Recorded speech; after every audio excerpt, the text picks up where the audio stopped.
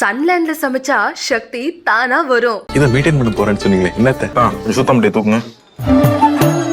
Hotstar Specials Goli Soda Rising now streaming on Disney Plus Hotstar. இவர் சம்பாதிச்ச எல்லா விஷயமும் ஒரே நாளில் எல்லாமே க்ளோஸ் ஆகி இனி அடுத்து இவர் வெளியிலே தலை காட்ட முடியாத அளவுக்கு அவருடைய பேர் வந்து டேமேஜ் ஆயிடுச்சு. அப்போ இதுக்கான காரணம் என்ன அப்படின்னா, 2ஆம் இடம் 12ஆம் இடத்தில் ராகு கேது அல்லது மாந்தி சேர்ந்திருந்தால் நீங்கள் மிக மிக கவனமாக இருக்க வேண்டும். எப்போ ராகு வந்து மீனராசிக்கு பயிற்சி ஆகிறதுக்கு முன்னாடியே அவருக்கு இது சார்ந்த தாக்கம் ஏற்கனவே ஏற்பட்டுச்சு. ஆனால் இந்த மாதிரி பிரச்சனை ஏற்கனவே போன வருஷம் ராகு கேது பயிற்சிக்கு முன்னாடியே மேஷ ராசியில் ராகு இருக்கும்போது பேச்சில் வந்து அவர் மாட்டினார். ஆனால் அது வைரல் ஆகலை. அதிலே வந்து அவர் தெளிஞ்சிருக்கணும். மறுபடியும் மீண்டும் இந்த மாதிரி பேச்சில் வந்து அவதூறாக பேசி மாட்டிக்கக்கூடாதுன்னு அப்படின்னு கரெக்டாக இருந்திருந்தார்னா இந்த வருஷம் அந்த பிரச்சனை அவருக்கு வந்திருக்காது. மீனராசியில் குருவுடன் கேது இருக்கும். அப்போ இந்த மாதிரி விஷயங்கள், இந்த கிரக சேர்க்கைகள் இருக்கிற வருஷத்தில் பிறந்தவங்க எல்லாமே கர்மாவுக்கு ஆட்பட்டவங்க. இடையில வந்து இங்கிலீஷ் கலந்த தமிழ் அப்படி வந்து பேச்சு வழக்கே பார்த்தா அப்படி இருக்கும். இதெல்லாம் இருந்துச்சு அப்படின்னா என்னென்னா உங்களுக்கு கர்ம பாதிப்புகள் அதிகம் இருக்குது. ஸோ மிக மிக கவனம் தேவை அப்படின்னு அர்த்தம். இதிலிருந்து அவர் வெளிவர்றதுக்கு ஏதாவது வழி இருக்கா? வெளி வருவாரா? பார்த்தீங்கன்னா, அன்பு வணக்கங்கள். இன்று நம்முடன் அஸ்ட்ராலஜர் அருண் கார்த்திக் அவர்கள் இணைந்துள்ளார்கள். வணக்கம் சார். கலாட்டா டிவைன் நேயர்கள் அனைவருக்கும் வணக்கம் சார். இப்போ மகாவிஷ்ணு அப்படிங்கிறவர் பரம்பொருள் ஃபவுண்டேஷனுடைய நிறுவனர். அவருடைய கைது ஆன்மீக தளத்திலையும் சரி, அரசியல் தளத்திலையும் சரி ஒரு மிகப்பெரிய பரபரப்பை ஏற்படுத்திச்சு. இப்போ அவர் சிறையில் இருக்கார். அவருடைய இந்த நிலைக்கு அவருடைய ஜாதகம், அவருடைய தசா புத்தி எல்லாம் காரணம்னு நினைக்கிறீங்களா? இப்போ மகாவிஷ்ணு தான் ரொம்ப வைரலாக பேசப்படுற இப்போ டாப்பிக்காக இருக்குது. அதாவது ஒரு இடத்துல போய் ஒரு பேச்சினால வந்து அவருக்கு இவ்வளோ ஒரு பெரிய பாதிப்பு வந்து அவர் இப்போ உள்ளே இருக்கிறாருன்னா, இப்போது இதை விட பெரிய தவறுகள் நிறைய பண்ணவங்கெல்லாம் வெளில சுற்றிட்டு இருக்காங்க. அப்போ அவங்களுக்கெல்லாம் பாதிப்பு வரலை. அதாவது கொலை கொள்ளை மிகவும் மோசமான செயல்கள் செஞ்சவங்களுக்கெல்லாம் தண்டனை இந்த அளவுக்கு கிடைக்கல. ஆனால் இவருடைய பெயர் புகழ், இவர் சம்பாதிச்ச எல்லா விஷயமும் ஒரே நாளில் எல்லாமே க்ளோஸ் ஆகி இனி அடுத்து இவர் வெளியிலே தலை காட்ட முடியாத அளவுக்கு அவருடைய பேர் வந்து டேமேஜ் ஆயிடுச்சு. அப்போ இதுக்கான காரணம் என்ன அப்படின்னா, நவகிரகங்கள் மட்டும்தான் காரணமாக இருக்க முடியும். அப்போ இவருடைய ஜாதகத்தவே எடுத்து நான் ஒரு ஆய்வு பண்ணேன். அந்த ஆய்வு வந்து அதாவது மகாவிஷ்ணுவின் ஜாதகம் நம் மக்களுக்கு ஓர் பாடமாக இருக்க வேண்டும் அப்படின்னு ஆராய்ச்சி பண்ணதில் ஜாதகங்கள் மட்டும்தான், கிரகங்கள் மட்டும்தான் இவ்வளவு ஒரு அவப்பெயர் ஏற்பட காரணமோ, இப்படி ஜெயிலுக்குள்ளே போய் இந்த மாதிரி ஒரு பேர் ரிப்பேர் ஆகி ஒரு சொசைட்டியில் வந்து சமுதாயம் ஒதுக்கக்கூடிய இந்த ஒரு அளவுக்கு அவர் போயிருக்காருன்னா அதுக்கு காரணம் கிரகங்கள் மட்டுமே அப்படிங்கிறது எனக்கு தீர்க்கமான என்னுடைய ஆய்வு. இப்போது கிரக பாதிப்பு அப்படின்னா அது எந்த கிரகம் வந்து கெட்டு போனதுனால அவர் இந்த நிலைக்கு தள்ளப்பட்டிருக்கார்? இப்போ அவரோட ஜாதகம்னு பார்த்தா அவரோட பிறந்த தேதி 2 ஜூலை 1994 சாயந்தரம் 4:30க்கு அவர் பிறந்திருக்கிறார். இப்போ பொதுவாகவே ஒரு ஜாதக கட்டத்தில் அதாவது நமக்கு வந்து மாபெரும் அவப்பெயர் ஏற்படணும், சமுதாயம் நம்மளை ஒதுக்கி வைக்கணும் அப்படின்னா 2 முக்கியமான கிரகங்கள் கெட்டு போகணும். அதாவது கர்மா பாதித்தா மட்டும்தான் ஒருவனுக்கு வந்து இந்த மாதிரி ஒரு அவப்பெயர் ஏற்பட்டு சமுதாயம் நம்மளை ஒதுக்கும். அப்போ அந்த கர்மாவுக்கு 2 முக்கியமான கிரகங்கள் காரணம். ஒன்று குரு பகவான், இன்னொன்று சனி பகவான். அப்போ சனி பகவான் எல்லாத்துக்குமே தெரியும், காலபுருஷனுக்கே 10ஆம் அதிபதி, கர்மகாரகன் காலதேவன் சனி பகவான். அந்த சனி பகவானும் அடுத்து பூரண சுபகிரகமான குரு பகவான். ஏன்னா குரு இருந்தால் தானே, குருவருள் இருந்தால் தானே நம்ம ஜெயிக்க முடியும். அப்போ நமக்கு பெயரும் புகழும் எல்லா ஒரு நல்ல வளர்ச்சியும் தரக்கூடிய கிரகம் வந்து குரு பகவான். இந்த மாதிரி குருவும் சனியும் ஜாதகத்தில் ராகு கேதுக்களுடன் சேர்ந்திருந்தால், ஏன் நான் ராகு கேதுக்களை சொல்கிறேன் அப்படின்னா கர்மாவை தரக்கூடிய கிரகங்கள் ராகு கேது. அப்போ இந்த ராகுவோ கேதுவோ குரு மற்றும் சனியுடன் சேர்ந்திருந்தால் சமுதாயம் நம்மளை ஒதுக்கும். அடுத்து மாபெரும் அவப்பெயர் ஏற்படும். நம்ம வந்து பேர் டேமேஜ் ஆகி வெளியிலேயே தலை காட்ட முடியாத சூழ்நிலைக்கு நம்ம தள்ளப்பட்டுருவோம். அப்போ அந்த கர்மாவை கொடுக்கக்கூடிய இந்த கிரகமான ராகு கேதுக்கள் இந்த சனி குருவுடன் சேர்ந்திருந்தால் இந்த பிரச்சனை வரும். அப்போ அவரோட ஜாதகத்தில் பார்த்தீங்கன்னா இந்த குருவுடன் ராகு துலாம் ராசியில் இருக்குது. இப்போது இந்த மாதிரி அவப்பெயர் ஏற்படணும், கர்ம ரீதியான பாதிகள் ஏற்படணும் அப்படின்னா மொத்தம் 3 விஷயம் வந்து நம்ம செக் பண்ணணும். இப்போது மக்கள் நேயர்களாகிய நீங்களே என்ன பண்ணுங்கள் அப்படின்னா உங்களோட ஜாதக கட்டத்தை எடுத்துக்கோங்க. அப்போ ஜாதக கட்டத்தில் இந்த மாதிரி ஒரு இணைவு உங்கள் கட்டத்திலேயே இருக்கான்னு பார்த்துக்கோங்க. அப்படி இருந்துச்சுன்னா உங்களுக்கும் கர்ம பாதிப்பு உண்டு. நீங்கள் உங்கள் செயலில் மிக மிக கவனமாக இருக்க வேண்டும். கர்மாவை பலப்படுத்தும் செயல் செய்யக்கூடாது. அப்போது எந்த மாதிரியான காம்பினேஷன் அப்படின்னு பார்த்தோம் அப்படின்னா, ஃபஸ்ட்டு நம்பர் 1 ஏற்கனவே சொன்ன மாதிரி குரு அல்லது சனியுடன் ராகு கேது சேர்ந்திருந்தால் கர்ம பாதிப்பு. அடுத்து 2வது சுக்கிரன் புதன். ஏன் நான் சுக்கிரன் புதன் அப்படின்னு சொல்கிறேன்னா, புதன் தான் கல்விக்காரகன். புதன் தான் நம்ம ஆராய்ச்சிக்கு உண்டான கிரகம். நம்ம வந்து ஒரு விஷயத்தை ரிசர்ச் பண்ணுறோம், ஒரு விஷயத்தை படிக்கிறோம். அவர் வந்து ஒரு ஆராய்ச்சியாளர். அப்போ வந்து புதன் நல்லா இருக்கணும். அப்போ அந்த புதன். அடுத்து சுக்கிரன் அப்படிங்கிறது தான் புகழ், சுக்கிரன் அப்படிங்கிறது தான் செல்வம், சுக்கிரன் அப்படிங்கிறது பெண்கள், சுக்கிரன் லக்ஸரி. அப்போ இந்த மாதிரி விஷயத்துக்கு கார கிரகம் வந்து சுக்கிரன். அப்போ இந்த புதன் அல்லது சுக்கிரனுடன் மாந்தி சேர்ந்திருந்தால் அப்போ இந்த புகழ்னாலையும் இந்த பெயர்னாலையும் இந்த விஷயத்தினால அவப்பெயர் ஏற்படும். அடுத்து இது 2வது. அடுத்து 3வது, ஒரு ஜாதகத்தில் லக்னம் அப்படிங்கிறது தான் முக்கியமான புள்ளி. இப்போ என்னோடய ஜாதகத்தில் லக்னம் யார்? நான். அப்போ லக்னம் அப்படிங்கிறது எதை குறிக்கும் அப்படின்னா, லக்னம் ஜாதகர் மற்றும் ஜாதகரின் வளர்ச்சி. அந்த லக்னத்திலேயோ இல்லைன்னா லக்னத்துக்கு பக்கத்து கட்டத்தில் முன்பின் ராகு கேது மாந்தி இருந்தால் அப்போ அந்த லக்னத்தை பாதிக்கும். அப்போ லக்னம் அப்படிங்கிறது ஜாதகரின் வளர்ச்சி, அந்த வளர்ச்சி தடைபெறும். அப்போ ஜாதகரை வளர விடாது. மேலும் இந்த ராகு என்ன பண்ணுன்னா, ராகு அப்படிங்கிறது மாபெரும் புகழ். அப்போ ஒரு புகழின் உச்சிக்கு தூக்கிட்டு போய் கீழே தள்ளி விட்டுரும். அப்போது இந்த 3 காம்பினேஷன் உங்கள் ஜாதக கட்டத்தில் இருந்துச்சு அப்படின்னா உங்களுக்கு கர்ம ரீதியான ப்ராப்ளம் இருக்குது. அப்போ நம்பர் 1 குரு அல்லது சனியுடன் ராகு கேது சேர்ந்திருந்தால், நம்பர் 2 புதன் அல்லது சுக்கிரனுடன் மாந்தி சேர்ந்திருந்தால், நம்பர் 3 லக்னத்திலோ லக்னத்துக்கு பக்கத்து கட்டத்திலோ 2ஆம் இடம் 12ஆம் இடத்தில் ராகு கேது அல்லது மாந்தி சேர்ந்திருந்தால் நீங்கள் மிக மிக கவனமாக இருக்க வேண்டும். இப்போ இந்த ஜாதக கட்டத்தில் இவருடைய மகாவிஷ்ணுவோடைய ஜாதக கட்டத்தில் இந்த 3 காம்பினேஷனுமே அவருடைய ஜாதக கட்டத்தில் இருக்குது. அதனால தான் இவர் இவ்வளவு பெரிய ஒரு சிக்கலுக்கு உள்ளானார். இப்போ இந்த கட்டம் அப்படின்னு சொன்னீங்க, அவர் என்ன ராசி என்ன நட்சத்திரம், இப்போ அவருக்கு என்ன தசாபுத்தி நடந்துருக்கு? இப்போ அவருக்கு பார்த்தீங்கன்னா மேஷராசி அஸ்வினி நட்சத்திரம். பொதுவாகவே எப்போ வந்து ப்ராப்ளம் அதிகமாக, இப்போ பிறக்கும் போதே என்னோடய ஜாதகம் இப்படின்னு ஆயிடுச்சு. அப்போ குரு கூட ராகு இருக்குது, இந்த மாதிரி காம்பினேஷன் இருக்குது. எப்போ வந்து அந்த விஷயம் தீவிரம் அடையும் வலுப்பெறும் அப்படின்னா, இந்த முக்கியமான கிரக ஈவெண்ட் டிரான்சிட்டில் நடக்கும்போது, அதாவது இப்போ கோச்சார காலகட்டங்களில் 7.5 சனி அஷ்டம சனி வரும் காலகட்டம், அடுத்து ராகு கேதுக்களின் தசாபுத்தி நடைபெறும் காலகட்டம். இப்போ அவருக்கு பார்த்தீங்கன்னா கேது புத்தி நடந்துகிட்ருக்கு. அப்போ கேது புத்தி நடந்துகிட்ருக்கிற காலகட்டத்தில் கேது புத்தி கேது அந்தரம் இது சார்ந்த விஷயம். அப்போ கேது அப்படின்னா என்ன? கேது கேவலம். அப்போ கேது வந்து ஒரு விஷயத்தை கெடுப்பார். கேது வந்து கேதுன்னா கேஸு. அப்போ வம்பு வழக்கு எல்லாமே கேது தான். அப்போ அந்த ஆன்மீகம் சார்ந்த விஷயத்தில் நேர்வழியில் போயிட்டு இருந்தால் பிரச்சனை இல்லை. பட் பேச்சில் அவதூறாக பேசினா இந்த மாதிரி விஷயத்தில் மாட்டிக்கணும். அப்போ அவருக்கு இந்த மாதிரியான காம்பினேஷனாக இருக்குது. 10ஆவதுக்கு ராசியில் பார்த்தீங்கன்னா, இப்போ போன வருஷம் ராகு வந்து எங்கே இருந்தார்? மேஷ ராசியில் இருந்தார். அப்போ அவருக்கு மேஷராசி அஸ்வினி நட்சத்திரம். எப்போ ராகு வந்து மீனராசிக்கு பெயர்ச்சி ஆகிறதுக்கு முன்னாடியே அவருக்கு இது சார்ந்த தாக்கம் ஏற்கனவே ஏற்பட்டுச்சு. ஆனால் இந்த மாதிரி பிரச்சனை ஏற்கனவே போன வருஷம் ராகு இது பெயர்ச்சிக்கு முன்னாடியே மேஷ ராசியில் ராகு இருக்கும்போது பேச்சில் வந்து அவர் மாட்டினார். ஆனால் அது வைரல் ஆகலை. அதிலே வந்து அவர் தெளிஞ்சிருக்கணும். மறுபடியும் மீண்டும் இந்த மாதிரி பேச்சில் வந்து அவதூறாக பேசி மாட்டிக்கக்கூடாதுன்னு அப்படின்னு கரெக்டாக இருந்திருந்தார்னா இந்த வருஷம் அந்த பிரச்சனை அவருக்கு வந்திருக்காது. அப்போ அதனால் இந்த ராகு கேதுக்களின் தசாபுத்தி நடைபெறும் காலமும், அடுத்து இந்த ராகு கேதுக்கள் முக்கியமான கிரகங்கள் மேலே போகும்போது காலகட்டத்தில் ரொம்ப கவனமாக இருக்கணும். இனி அடுத்து பார்த்தீங்கன்னா அடுத்த வருஷம் சனி பயிற்சி ஆவார். அப்போ சனி பயிற்சி ஆகும்போது என்ன ஆகும்? மேஷராசிக்கு 7.5 சனி ஆரம்பம். அப்போ அடுத்து மீண்டும் அவர் கவனமாக இருக்கக்கூடிய காலகட்டம் தான் அடுத்தடுத்து வருது. இப்போது நீங்கள் சொன்னீங்க கர்மா வந்து பாதிச்சிருக்கு அப்படின்னு. கர்மா பற்றி பேசினவரையே கர்மா பாதிச்சிருக்குன்னு எடுத்துக்கலாமா? இந்த அமைப்பு இருக்கு இல்லையா, வேறு என்ன மாதிரியான சிமிலாரிட்டிஸ்? இப்போ வந்து மகாவிஷ்ணு அவருடைய ஜாதகத்தை எடுத்து பேசுகிறோம், அவர் ஒரு தனிப்பட்ட நபர், அவருடைய ஜாதகத்தை எடுத்து பேசுகிறப்ப அதிலிருந்து மக்கள் வந்து அந்த சிமிலாரிட்டிஸின் ஜாதகம் இருக்கு இல்லையா, இது எனக்கும் நடந்துருமோ அப்படிங்கிற ஒரு பயம் இருக்கும் மக்களுக்கு.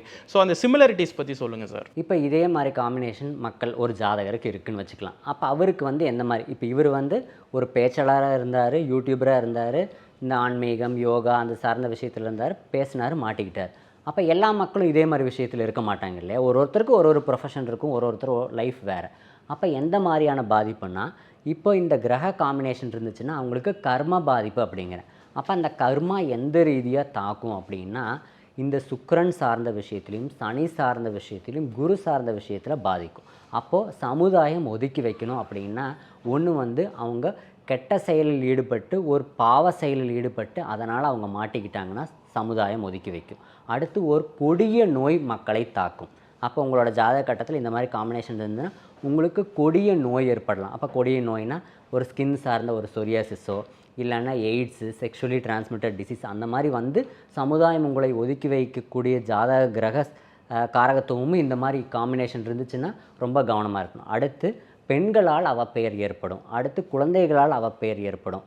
நம்ம வந்து ஹஸ்பண்ட் ஒய்ஃப் பிரிஞ்சு போகிறது, மனைவி பிரிஞ்சு போகிறது, லைஃப் ரொம்ப ஸ்மூத்தாக போயிட்டுருக்கிறது, அதில் வந்து பிரிவினை வருது. அடுத்து பெரும் செல்வ இழப்பீடு. ஷேர் மார்க்கெட்டில் கோடிக்கணக்கில் பணம் விட்டுருப்பாங்கலாம் பார்த்தீங்களா, அப்போ அவங்கெல்லாம் ரொம்ப உயரத்துலேருந்து ஜீரோ அடிமட்ட லெவலுக்கு வந்தவங்க. இந்த மாதிரி விஷயங்களும் இந்த மாதிரி கிரக காரகத்துவங்கள் கிரக சேர்க்கைகள் இருந்தால் இந்த மாதிரி விஷயமும் மக்களுக்கு நடக்கும். இப்போ மகாவிஷ்ணு அவருடைய இந்த ஜாதகத்தில் நீங்கள் ஏதாவது ஒரு சிமிலரிட்டி ஸ்டடி பண்ணி இதே மாதிரி இன்னொரு ஜாதகம் சேம் சிமிலரிட்டிஸ் இருந்தது அப்படின்னு ஏதாவது உங்களால் சொல்ல முடியுமா, அறுதிட்டு சொல்ல முடியுமா? ஏன்னா ஒருத்தரோட ஜாதகத்தில் நடந்ததுங்கிறது இன்னொருத்தருக்கு நடக்கும் ஒரு கட்டாயம் இல்லையா, அதனால் கேட்குறேன். இப்போது பார்த்தீங்கன்னா இவரோட ஜாதகத்தையும் நான் சில ஜாதகங்களை ஆய்வு பண்ணதில் இப்போ வந்து இவருக்கு வந்து குரு ராகு இணைவு இருக்குது. அப்போ இந்த மாதிரி கிரகங்களுடன் ராகு கேதுக்கள் இணைவு. அப்போ 1990-91 பார்த்தீங்கன்னா குரு வந்து கடகத்தில் குரு கேது இணைவு இருக்கும். அதே 90-91 பிறந்தவங்களுக்கு சனி ராகு வந்து மகரத்தில் இணைவு இருக்கும். அப்போ குரு கேது சனி ராகு இணைவு. அப்போ இந்த வருஷத்தில் பிறந்தவங்க. அடுத்து 1994-95 பிறந்தவங்களுக்கு துலாம் ராசியில் குருவுடன் ராகு சேர்ந்துருக்கும். அடுத்து 96-97 பிறந்தவங்களுக்கு மீன ராசியில் குருவுடன் கேது இருக்கும். அப்போ இந்த மாதிரி விஷயங்கள், இந்த கிரக சேர்க்கைகள் இருக்கிற வருஷத்தில் பிறந்தவங்க எல்லாமே கர்மாவுக்கு ஆட்பட்டவங்க. ஆனால் எல்லாத்துக்குமே ராகு கேதுக்களின் தசாபுத்தி நடைபெறும்னு சொல்ல முடியாது. அந்த வருஷத்தில் எல்லாம் பிறந்தவங்களுக்கு சிலருக்கு மட்டும்தான் அந்த ராகு கேதுக்களின் தசாபுத்தி. அந்த காலகட்டத்தில் அவங்க கவனமாக இருக்கணும். இப்போ நான் செஞ்ச ஆய்வுகளில் இதே மாதிரி இவரோட ஜாதகத்தில் இருக்கிற காம்பினேஷன் நான் ஆய்வு பண்ண பல ஜாதகங்களில் இருந்துச்சு. அப்போ அவங்க சிமிலாரிட்டிஸ் நான் என்ன கண்டுபிடிச்சேன் அப்படின்னா, அவங்களோட வாழ்க்கை நடைமுறையிலையும் பார்த்தா அவர்களின் பெயர் வந்து ஒரு கடவுளின் பெயராக இருக்கிறது.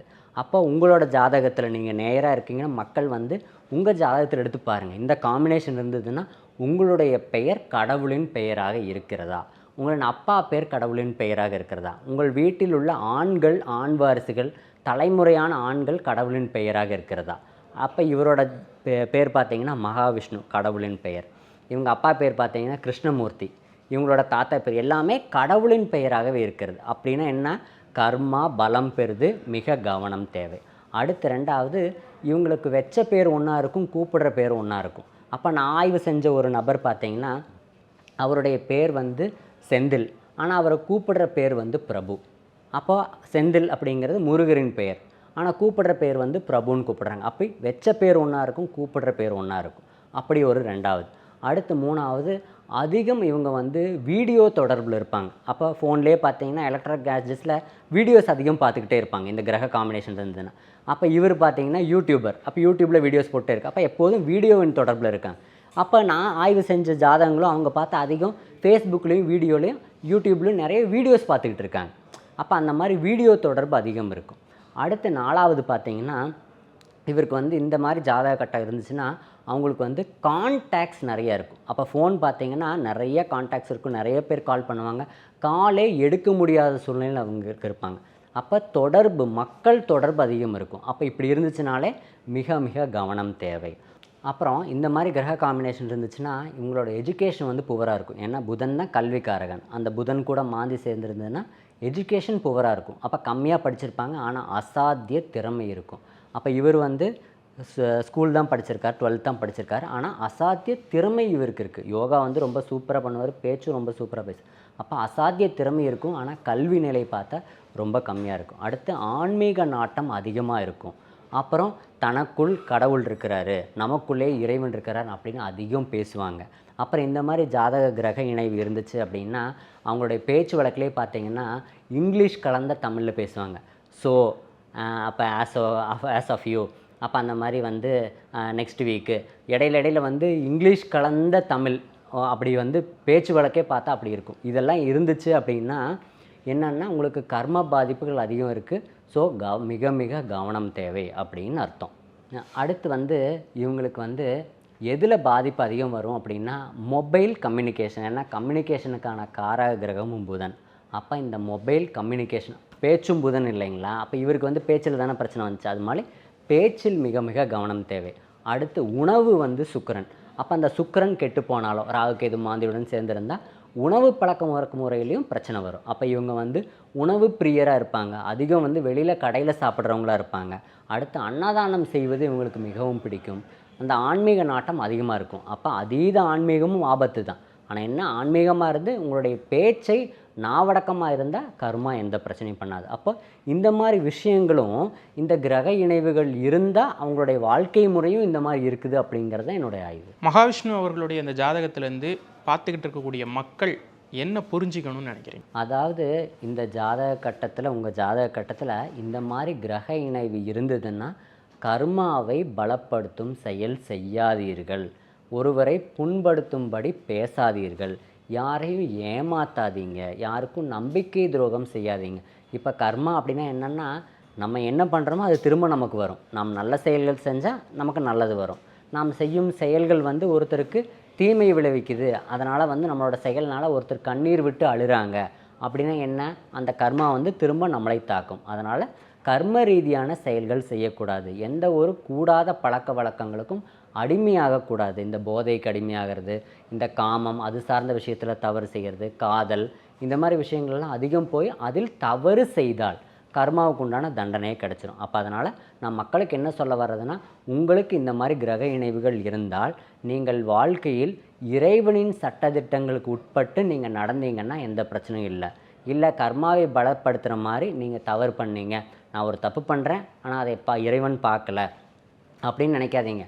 நீங்கள் வேணால் வெளில யாரும் பார்க்காம இருக்கலாம், ஆனால் காலதேவன் எல்லாத்தையும் நோட் பண்ணிகிட்ருக்கிறார், அதுக்கு உண்டான தண்டனை கிடைக்கும். அதனால் நேர்மையாக உண்மையாக யாருக்கும் துரோகம் பண்ணாமல் உண்மையாக நடந்தீங்கன்னா உங்களுக்கு கர்மா எந்த விஷயத்தையும் பண்ணாது, சனி பகவான் சப்போர்ட்டும் பண்ணுவார். இப்போ மகாவிஷ்ணு அவர்களுடைய ஜாதகத்தை பற்றி நம்ம பார்த்தோம், அதில் இருக்க பிரச்சனைகள்லாம் பார்த்தோம். இதிலிருந்து அவர் வெளிவர்றதுக்கு ஏதாவது வழி இருக்கா, வெளி வருவாரா, அவருடைய கதை தான் என்ன? இப்போது டிரான்சிட்டில் கோச்சார நிலையில் பார்த்தீங்கன்னா சனி பகவான் வக்ரமாக இருக்கிறார். சனி பகவான் காலபுருஷனுக்கே 11ஆம் இடமான லாபஸ்தானத்தில் வக்ரமாக இருக்கிறார்.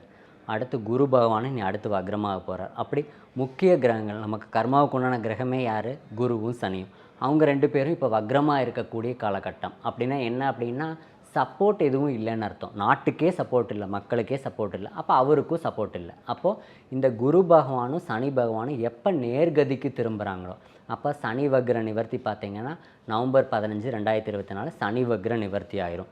அடுத்து குரு வக்ர நிவர்த்தி வந்து February 4, 2025. அப்போது இந்த சனி வக்ர நிவர்த்தி ஆனதுக்கப்புறம் அவருக்கு ஒரு 50% சாதகமான பலனாக இருக்குது.